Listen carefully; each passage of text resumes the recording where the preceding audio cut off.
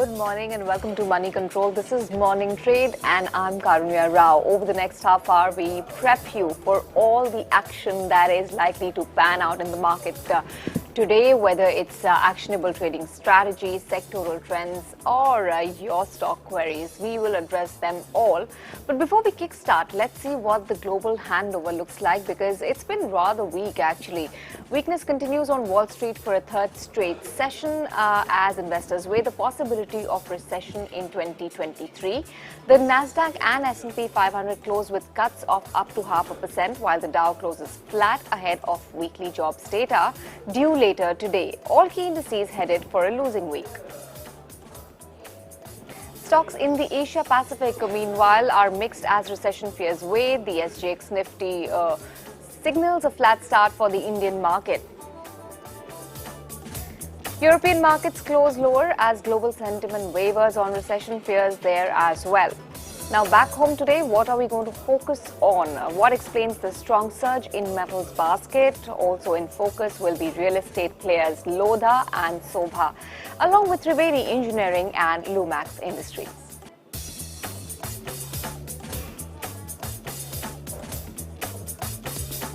Okay, let's get going and bring on board our first guest to talk technicals. We have Gaurav Pissa from Incred Capital. Morning, Gaurav, and thanks for joining in. What does the setup tell you? Are we bracing ourselves for a weak or a volatile trade? Of course, back home, a big event that's playing out is also the verdict of Gujarat polls. Good morning. Thank you for inviting. Yes, you got it right that today it's going to be declared more on how the counting happens, and as the counting progresses, we might have incremental bouts of volatility. As I said earlier, that any event, major or a small event, it generally does not lead to any major change in the trend, or it does not give the direction to the benchmark indices. On a very short term basis, it can, however, influence. So we can have an influence, but overall, on Nifty futures, if 18,550 are sustained, I think the road still 19,000 would still be within reach, and we can see major upside happening. More of the uncertainty will be over. So in my opinion, I'm not too cautious in the markets right now. Yes, we have advised our clients not to be too aggressive. But nevertheless, I would not be recommending aggressive buying here. But any declines towards 18,550, I would recommend a buy, keep a 100-point stop loss, play for 300, 400-point targets. So the risk would also be in the favor. On that perspective, it's a buy on declines market for me, but not aggressive at this point in time. Okay, all right. Let's talk about some individual stocks as well that could be reacting to some news flow. The first name I want to flag off is Macrotech Developers. That's the stock of Lodha. They fixed the QIP offer floor price at 1,022.8 rupees a piece. They may or may not offer a discount of not more than 5% on the floor price. So on back of QIP, of course, the stock could be very much hogging the limelight today. But talk to us about the chart of Macrotech and how it's likely to play out from these levels. As a disclaimer, we came out with a report on Nifty Realty Index as our preferred space for December Jan, and Macrotech was one of the stocks that we have recommended to our clients at Incred Capital as well. So that will be the disclaimer. On the charts, it is looking quite interesting. So if you look at the daily charts, since listing, it is the first time the stock has given a breakout from falling trend line area, and there's a triangle breakout as well. Volume participation has been quite interesting. I don't know how much the discount will be and how much that will impact. But overall, I would say even if it opens at 1,020, 1,025, the structure will remain positive. It can head towards the level of 1150 by January. So it is one of our top recommendations for our clients at Incred Capital in terms of Nifty Realty. Okay, I want to address another real estate developer, that's Sobha. Of course, we saw the stock crack quite a bit yesterday.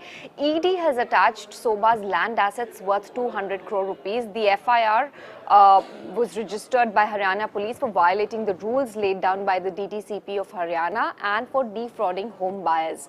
Now, of course, yesterday, we saw the stock react to news flow. Last 1 month also has been rather sluggish for Sobha.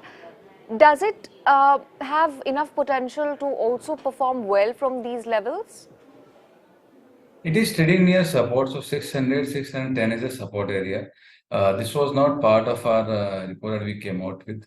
But overall, I would say that as long as it sustains 600, things might not be too bad for that. Once it gives a close below 600, then there is going to be a problematic because the fall that started from 1050 levels, it was seen culminating towards the area of 560, 570. It formed a double bottom, made a good breakout, strong volume participation happening. So the volume, the major part of the volume, it happened at a zone of 570 to 600. So that becomes a very pivotal support area. I would not be too skeptical in the name. Yes, there can be bouts of further fall, but I don't think there's going to be major fall looking at the charts. Okay. All right.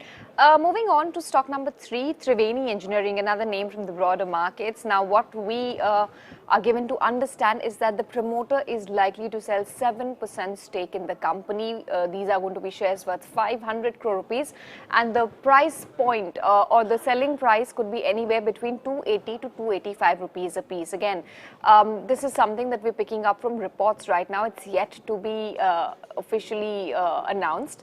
But let's talk about Triveni Engineering. Again, another slow mover in the recent couple of weeks. Is it likely to pick up steam from here on, or will it likely to be a bit, bit of a consolidation phase before it rebounds? I think it's going to be the latter. We will see some more consolidation happen. The stock has not been doing too much. If you look at the daily charts, then from June 2022, the stock has been majorly in the range. It's trading in the same area of 280 to 90. So as long as it's not trading above 305, I would not be playing for that. Having said that, there's a good support area at levels of 280 to 85, so the zone that you spoke about. If that sustains, I don't think the selling would be too severe. If that breaks, the structure will get damaged. But if that does not happen, then I think it's on the roads towards 340, 350 levels. The trigger will happen only about 305. Okay, all right. The fourth stock again from the broader markets I want to pick out is Lumax Industries. They're looking to set up a greenfield project at Jharkhand involving a capex of 175 crore rupees for the first phase. The project essentially will service orders from OEMs for advanced lighting solutions. It's expected to be commissioned by the second quarter of FY24, and it will be financed through a mix of debt and internal accruals. Now, Lumax has seen a good run last 1 month. Is it likely to continue that run rate? Well, the expectations are that it will. If you look at the daily charts, it gave a very nice breakout at levels of 1780. There were three instances where it witnessed a good reversal from 1780. Finally, it gave a breakout. Currently, it's almost making a retest on those levels. So one can keep a stop loss of 780 or anything below 780. And the conservative targets would be 2020, 2025. If it gives a close above 2020, we can see more upside sort of happening. So I would not doubt the structure as a breakout retest that is happening. Keep a strict stop loss of 780. Below this, things can get bad. But as long as it is above 780, looking quite robust. Okay, all right. Gaurav requested to stay on with us. I want to touch base with Abhishek Jain of Arihant Capital as well. We'll shift gears and talk about what's happening in the metal space. Abhishek, thank you so much for joining us this morning. What's happening in the metals basket, and why is it seeing so much of buying of late? Can you talk to us about the big triggers there? So, good morning, ma'am. We have seen rally in the metal basket. Like we have seen, first we initiate with the Q2 numbers of most of the metal companies, where the profits and EBITDAs have fallen substantially. So, on our coverage side, companies have posted EBITDA fall of 75 to 80% on average right now. The companies which we are covering, and there are a lot of companies which are there in the metal, like the pipes and allied sector, also have seen a fall in because of the inventory losses also. What has changed? Two important things. On the global side, China has started opening up. So people are expecting, as the China recovery is there right now. So some of the metal companies, as we have seen uh, post imposition of export duties, largely in when we see in May, when the government has posted, Indian steel prices were trading at a substantial premium of 15 to 20% premium to the international prices, and even in the domestic imported landing price was higher than domestic prices were higher than the imported landing price right now. Uh, so even also today also right now when we see globally, the domestic HRC prices are at a premium to the landed cost of import right now. On overall side, this is has changed big positive for the Indian companies, and there's been a recovery also right now, especially on the construction side. We have seen green shoots. There are a capex side now. The companies have started picking up, and some housing also. So we have seen some of the metal companies are doing well, aided by the global factors also, and on the domestic side also things are looking better after the removal of export duties and some of the Right. import duties of the allied products. Now, Abhishek, have all the positives been already priced in and factored in by the market, or do you expect more the rally to continue, more legs to the rally from these levels also? Because a lot of viewers, who comment on our live feed and who have been watching the show regularly, they want to know if right now, even at these levels, it's attractive to enter. I would not. I think there are like after the rallies we have seen in most of the metal companies, there's too much. I think we have seen a like rise of close to 15% in metal stocks on average right now. I think a very limited upside. I can say the limited upside for most of the metal companies. One should look at some of the companies in the metal in the allied space right now, which are the product even like we like Jindal Stainless and JSL, which are going to be benefited from the removal of export duties, especially in the stainless steel side. They've seen a vertical rise. So we think let's the stocks to little bit cool down and adjustment, and then we can take a call depending on the global how the prices are shaping up. Expecting China demand to be relatively strong right now, and should support global prices. Also, on the domestic side, you can have a look at some of the pipe companies where metal is a commodity right now. So for them, you can see some positive uptick because of the visibility of the order books Okay. and how Let's the order are. Okay, let's say one wants to buy on dips, and there is, in fact, an entry point, perhaps because of the volatile nature of metals. Do you guys at Arihant have any favorites within the metals basket? So we would like to be international right now. We want to be with right now on the domestic play. We used to like at a pricing like if think JSW Steel at 670, 680 level, we get an opportunity can be a decent buy even at Tata Steel at 105. And on the mid cap side, you can have a JSL, General Stainless and JSL are the two companies which we are benefited on the, as I mentioned, on the pipe side, but we don't want to recommend at this price after the rally. We want the stocks to cool down. We think you don't buy in a hurry, you'll get an opportunities, and those opportunities should be taken. Expecting is on a quarterly basis, we'll see some improvement on a QQ for most of the metal companies. We are expecting decent improvement in their EBITDA and profitability. Okay, all right, Abhishek. Thank you so much for joining us and for flagging off all the big triggers playing out in the metal space. And clearly, Abhishek is of the view that right now, given the run-up that metal stocks have seen, may not be a very exciting level to enter into it. So maybe you can do your research, keep some names on your watch list, and enter whenever there is a dip, perhaps. But yeah, doing your own research, very important. Once again, back to the technicals with Gaurav. Any names from the metals basket, Gaurav, that looks strong on the charts despite the run-up? Again, as a disclaimer, we did come out with a report on Nifty Metal Index about a month back, but we have booked a good amount of profits at 10% gain. So at this point, I don't find lucrative opponents. The risk reward is not favorable. I'm not saying things are looking bad as such, but I would not say that this reward is favorable at this point in time. So, for example, sale is going to be still on my radar. It's around 84, 85, 86. The supports are coming at 77, 78. So it will be too steep of a stop loss. So if you get a sale anywhere around 80, even keep a stop loss 75, play for targets of 95. Something like that can happen. Even Tata Steel is looking good. It can still go 120, 125 by January. But the risk reward at this point in time will not be favorable. It's going to be 1:1. So not very enticing, as you mentioned. Right. Let's get going, Gaurav, then and address some of our viewer queries as well.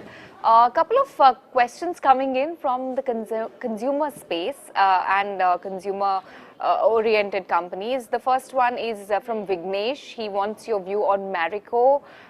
Then you also have Naveen, who's asking on Tata Chemicals. How are these two looking on the chart, if you can address one by one? So overall, FMCG space is doing well, and we saw many of the FMCG stocks inching higher. Marico, if somebody wants to buy for trading perspective, I think one can keep a stop loss of 495. It can go towards the level of 530. But if somebody wants to keep for next 3-5 months, then I would not be too interested. It's more so range bound mode. I would not be too keen. But for immediate move, yes, Marico can be bought the stop loss of 495. As far as Tata Chemical is concerned, it had tried to give a breakout. There was a failed breakout as such. I will be a little bit skeptical here because the previous swing high of 1060, it's trading below that. It made a breakdown, made a retest of that breakdown and is coming down. So I would be a little bit skeptical. I'm not saying it's looking exceedingly weak. There's a good support 1000 area. But for now, I would be a little bit skeptical. It's a stock to buy only once it sustains about 1070. Okay, all right. The next query again is from the same pack, fertilizer space. Nitin is asking us your view on Deepak Nitrate. There's also a query coming in from Gangadhar and he's asking about SRF. How are these two stacked up against one another? It's easy to answer Deepak. It's an avoid. It's trading in a range. So whether it is going to give a breakout or whether it's going to give a breakdown, it's going to be too difficult of a task. So I would not be. No, it's not something interesting to look about. So I would skip Deepak Nitrate. What was the second stock you spoke about? F. Hello. SRF and Deepak Nitrate. Yeah, so again, SRF was trying to come out of a consolidation, but it has not done that. There's a good support 20 to 40, but then the stop loss is quite steep. There can be an interesting buy. I would recommend buying about 24.20 only because a small inverse head and shoulder breakout can be seen and it can move 7% quite easily on a very fast note. So it's a buy only about 24.20. Once that happens, you can keep a stop loss of 23.70 and play for 7% target. Okay, all right. The next comment is coming in from Sanjay. He wants your reading on the chart of BHEL, BHEL. How are you looking into it? So we had recommended BHEL around 66, 67 to our clients. We got out at 76, 77. And we are also feeling on that we got it quite early. Here again, the stock has moved very fast from levels of 65 to levels of 85. So I would not recommend buying here. But yes, any decline towards 80 would make it very interesting. Keeping a stop loss of 70, 72, 73, one can buy, but not at 87. You buy on declines. Okay, all right. Clearly, there's a lot of interest in PSU companies. So there's a question coming in for GAIL as well after BHEL. This one is about 15, 20 rupees off from its 52-week high, trading at sub 100 rupees levels. Good time to enter, or should one be a little wary of it given that it has been a relatively slow mover from the PSU basket? It has been a slow mover, but the structure has been a more stable one. So if you look at some of the other names, you will find a lot of wild swings happening. So this is more of a mature structure has been formed. This gave a breakout at levels of 88. It's currently at 93. The stop losses are placed at 84, so on a very major support. So I think any declines towards 90 can be looked upon, keeping a stop loss of 84, and the stock can go beyond 100, 105 also. So it's a position play, not a very short-term trading play. Okay. The next query is from Anil. He wants to know if he should continue holding on to green panel. He's not given his entry point, but green panel has been quite quite weak all through the year pretty much. Do you think one should still stay invested here? On daily charts, there's a trend reversal that has already been kicked in. And I would say you can wait for 50% retracement, which is coming around 325. Now, this is interestingly the level from where the most recent bounce happened on weekly charts. So you keep a stop loss of 325 and hold. Okay. Quickly then, the next query is from Akash. He's asking if Paytm remains to be a sell candidate. What do you think, Gaurav? At this point, I would not look as a sell candidate for the reason that once it gives a close above levels of 525, 530, I think there will be a very nice uptick on the cars. Then it is forming pattern similar to Zomato when it gave a move below 50. Previous swings were 50 to 53. Once it gave a close above 52, it's now not falling. Yes, it has not moved up majorly as well, but the point is it's not falling much as well. So in my opinion, once it gives a close above 525, 530, I think it will garner a lot of buying attention. Okay. Bhargavi is writing to us and wants your forecast on Piramal Enterprises. How's the chart looking? It has already seen a nice move. It had a bullish divergence on RSI, it had a bullish divergence on MACD as well. It's reversed from the previous swing area of 910, 915. It's a buy only above levels of 915, in which case your stop losses can be levels of 875 and you can play for target price of 1000. Okay, all right. We don't have too much time. I think we'll have to wrap it up. But before that, Gaurav, what are your calls for the day? Which stocks would you like to recommend? The first one would be a buy on Gravita, a very clean Capanal pattern formation on daily charts, very strong volume participation in last 2 days. So there's a lot of accumulation happen. One can keep a stop loss of 380, play for 430. Second would be buy on ITC. As I mentioned earlier, that FMG stocks are on the roll. It has moved smartly from around 89 EMA on daily charts. One can keep a stop loss of 330, play for 355. Okay. Is that all, or any other stock as well on your list?